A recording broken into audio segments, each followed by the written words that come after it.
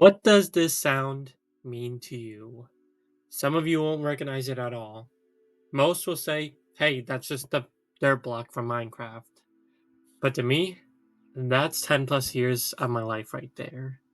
I don't need to explain what Minecraft is. It is one of the best selling games, has a huge fan base, has great songs, music, questionable creators, you know the gist.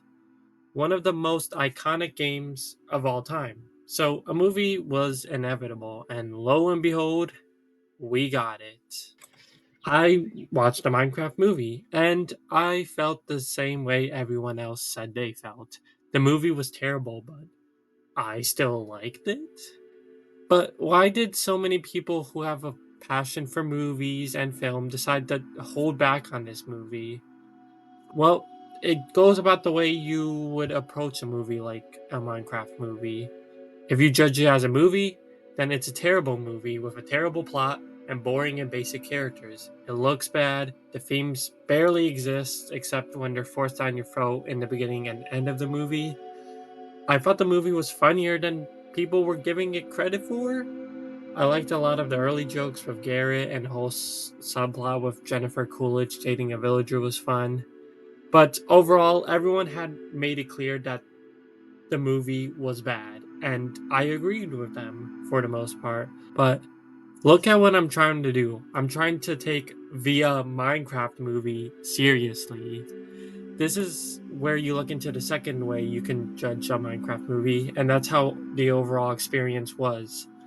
For me, I had a fun time. Like, I went on a Saturday night with my little brother, and the theater was filled with kids, parents, Minecraft fans, couples.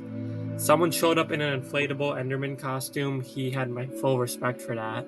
A diverse crowd overall, and we all ate this movie up. Seriously, we clapped close to 50 times in this movie. There would be times where I completely straight faced the scene, and then everyone would just start clapping, and I'm clapping, and all of a sudden I like the scene.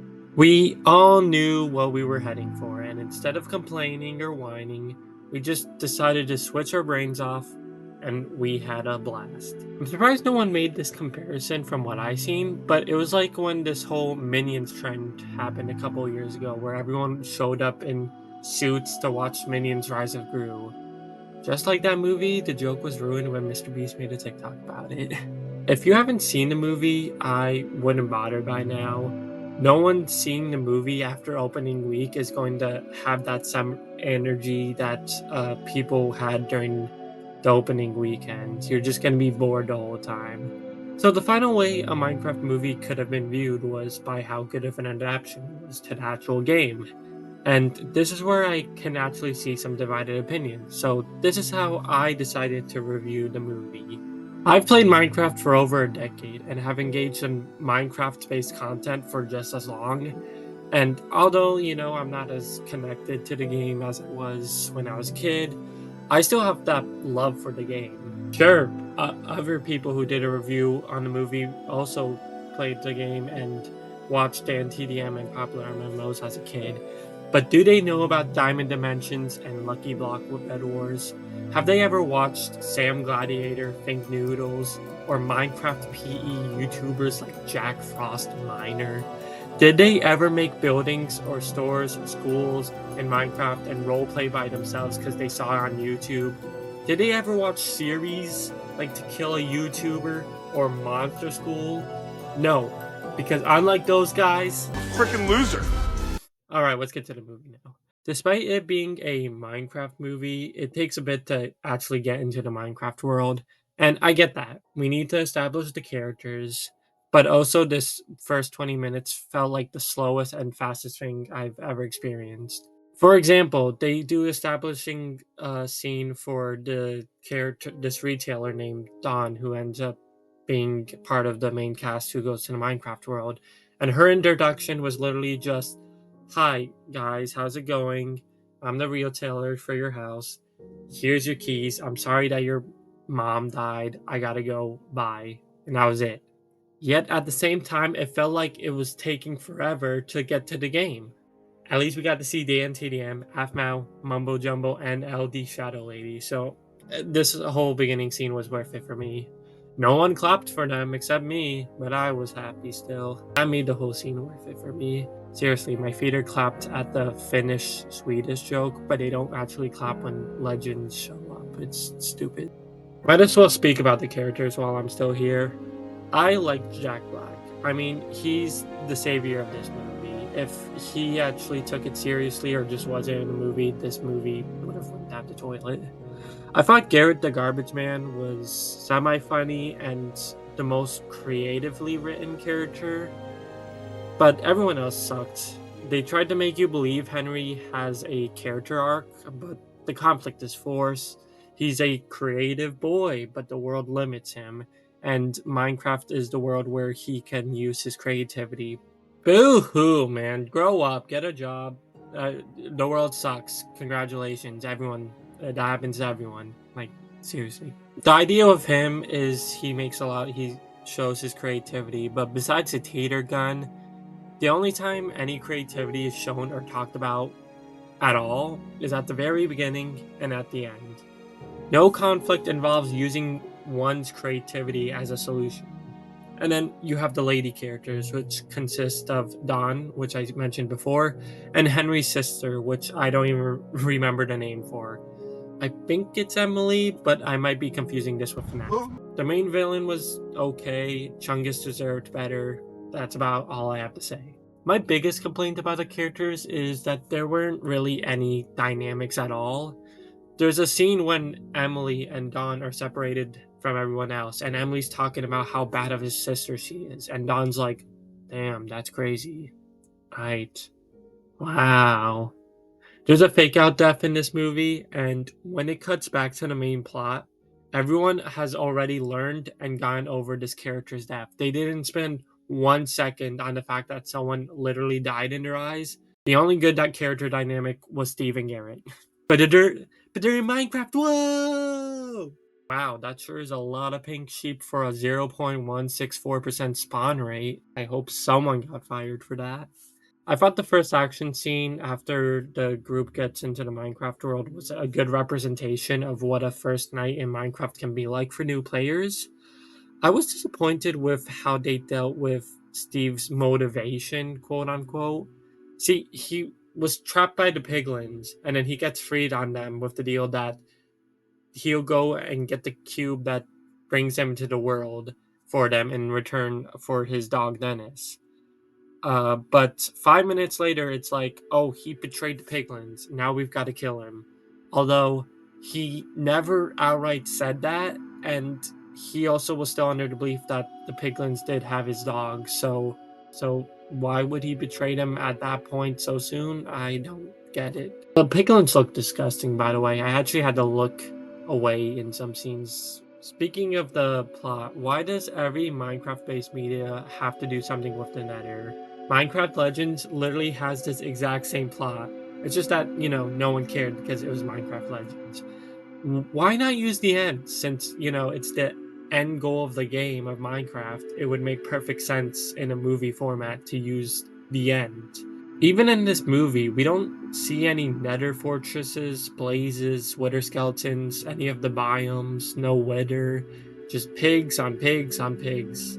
The Technoblade tribute was appreciated, though. I'm glad they did that. Then the cast reached the village. I would say out of all the CGI in the movie, I really think the Iron Golems were my favorites. I just like the way they move and the sounds they made. And the villagers were surprisingly not the ugliest things I've laid my eyes on, so that's a positive. This is where they have this separation, which I don't get why. For some reason, the girls say that they need a map to the Woodland Mansion when Steve already knows the location. We then see the first of our many piglin attacks throughout the movie. Overall, I found the action cool, even if it wasn't anything special. Chungus says, I have to unlive you now, and everyone moans, we move on. Wait, are those elytras? What the fuck? I know this movie doesn't take itself seriously, but did they have to use elytras? But I mean, without the Elytras, we wouldn't have had that Steve Garrett fan fiction. So I guess they had to keep it. You know, when I was watching this movie, I had a workaround in my head if they were ever to do a sequel for this movie. I know I'm being generous, but I had the idea if Steve got to the overworld, then maybe he had a mentor who taught him the basics of the game and gave him those elytras, which would explain how Steve got to them, which explains how Steve would have got them without ever going to the Nether or End. And that person would have been none other than Alex. But then the post-credit scene ruins it. Warner Bros. Hire me. I will write a masterpiece of a sequel. I will have twists. I know about this game. I will get this movie nominated for an Oscar. Also, that Woodland Mansion is not in a dark oak or pale forest biome. And also, there are no saxophones and funny hats in Minecraft, so this goes against the rules of the game. So, there's this scene where Henry runs into an Enderman, and while the scene was cool, I felt like it tried to make conflict where there wasn't any. Like, no one hated Henry. And in fact, everyone seemed to hate everyone else except Henry. You might be wondering what Don and Emily were doing in the meantime. Uh, they talked and found Dennis. Before you know it, it's the final battle, and it's okay. I already said I thought the Iron Golems were cool, so I liked seeing a whole army of them. And I'm obliged to talk about the only universally liked joke of the movie, which I was spoiled on. Yes, Margosa trying to stab Jack Black was funny and probably the best joke that didn't involve weird undertones. I made this whole final battle seem anticlimactic, but the whole theater was going off at this point, and yeah, it was probably the best part of the movie. In the end, everyone, including Steve, goes back to the real world, and then we see everyone lived happily ever after montage. So that was basically what happened in the movie. So this brings the question: was this a good adaptation? For me, they could have done a lot more. On the main group, it was the equivalent of them joining a new world that your friend started weeks ago. So they didn't really do anything. Like, everything was done for them, like mining diamonds, going to village, getting armor, stuff like that. Besides trying to survive the first night, none of them get to do anything by themselves besides making a house. Emily and Don were stuck using shovels and hoes as weapons for the majority of the movie. In the time they were by themselves, they could have, learned the rules of the game, could have learned to craft, mine, get supplies for the final battle, instead of just playing walking simulator the whole time. They could have learned new ways to battle with bows and fishing rods and shields. I mean, that would have made more sense for why Emily ended up opening a self-defense school at the end of the movie. See, I told you they should have let me wrote this movie.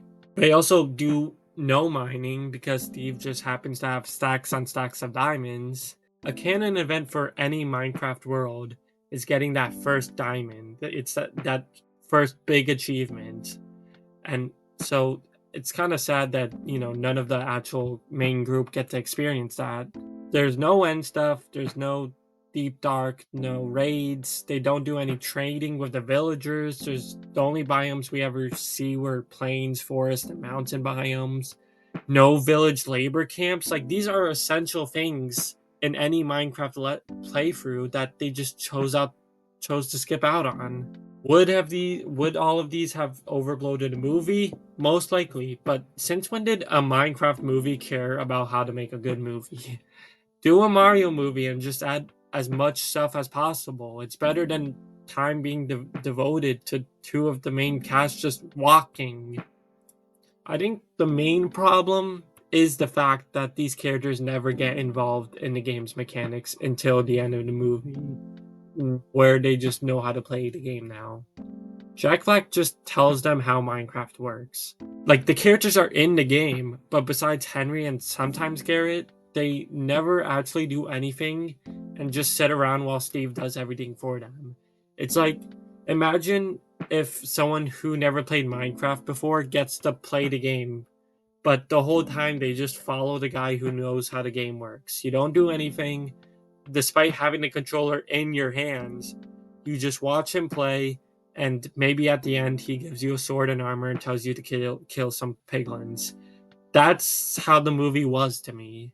Overall, while I still had a great time with the audience I was with, the movie was just mediocre. Even as a Minecraft fan, I don't see how anyone can watch this movie by themselves. When the fad eventually dies down and time passes, this movie's reputation will only get worse. Still, I know the kids will love this movie since my brother gave this a 9 out of 10. In my opinion, half that and you get a more accurate score. We still have that upcoming Netflix show, so I guess we'll just stick around and see how that turns out. But that's all for me. Make sure to like and subscribe and comment how you feel about this movie. Peace out.